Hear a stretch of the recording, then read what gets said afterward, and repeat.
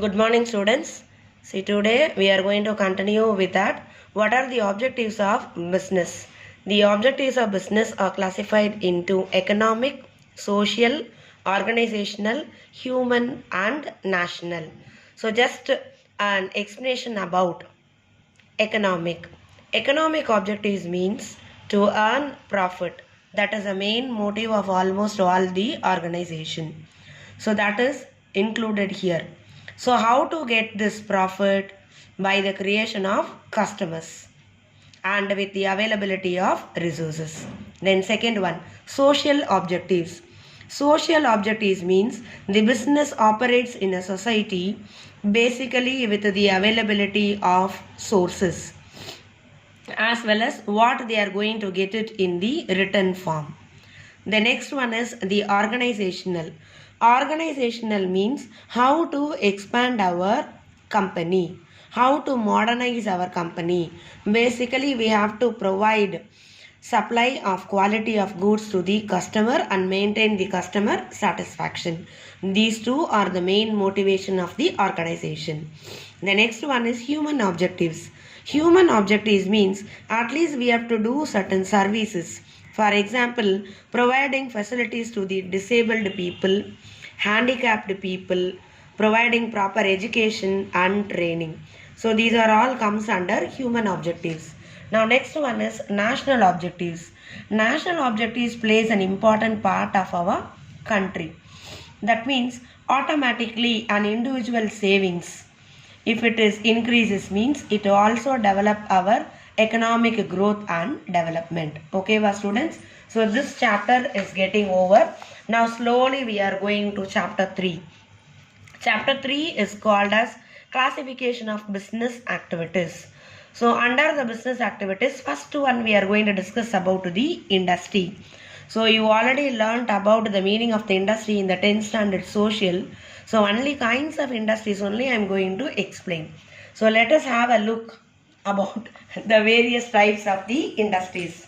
First one, on the basis of activities, we have primary, secondary, tertiary.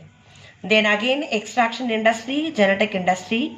Then again it can be divided into manufacturing industry, construction industry, analytical, synthetical, processing. Then last one is on the basis of size. Actually there is no explanation is given in our textbook.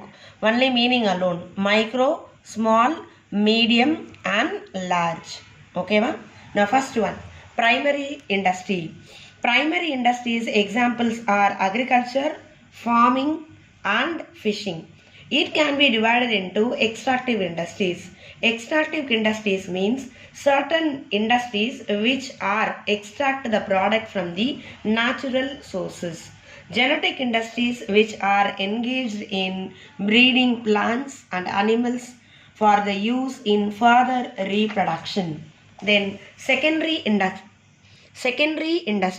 Secondary industries which are concerned with using the material which have been already extracted at the primary stage. For example, mining of an iron ore is a primary industry, but again it can be manufacture of steel. So it comes under the processing of iron. So it's a secondary industry. The next one is manufacturing industries. Conversion of the raw materials into finished products by creating form of utilities. Then construction industries. Construction of a building, dam, bridge, road and all. Then territory industries. There is no example actually. They provide only trade, industry and commerce. Then again the classification of the territory industries are services where we can able to get, for example, a plumber, then a servant maid. Then public servants, suppose when we are going to file an income tax or a sales tax. Then distribution service, transport and warehousing plays an important role. Financial service, the best example is the banking industries. Then quaternary service, specialized skills are needed. Example, software development, research and development and auditing work. Quaternary service, new ideas and generated or involved. Then on the basis, I already told you there is no explanation in our textbook. Only meaning alone is given. Now next one is mark important section D. What are the branches of commerce? So that is what is given in the other name called as commerce as an economic activity. The branches of commerce are classified into trade, transport, banking, insurance and warehousing. Now first one, trade. Trade is an essential part of the commerce. So which means internal trade, international trade, wholesale trade and retail trade. A person will be involved in the middle is called as middleman. In between the wholesaler and the retailer. The next one is the transportation. With the help of the transport only we can easily distribute the goods from the production place to the distribution place. The next one is banking. So when we need continuous production, we have adequate finance facility with the help of the banking sector only. Then insurance. So once the production is over, we have to go for avoid our risk. How to overcome our risk as well as fire, theft and certain natural calamities.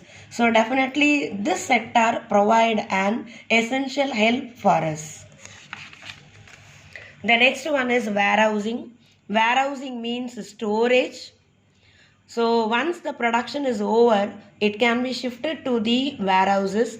So there we have to provide certain facilities which can be protect our goods to be stored in a perfect condition without cause any damages.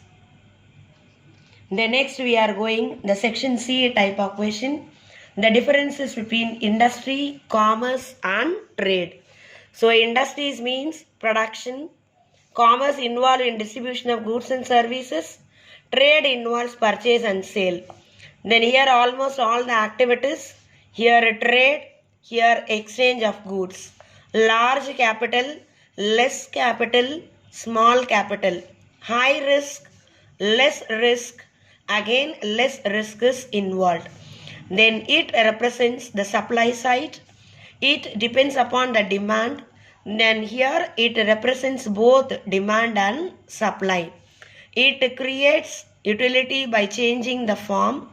It creates a place utility. It creates possession utility. Okay, students? One section B, section C, section D we have completed in this chapter. Thank you, students.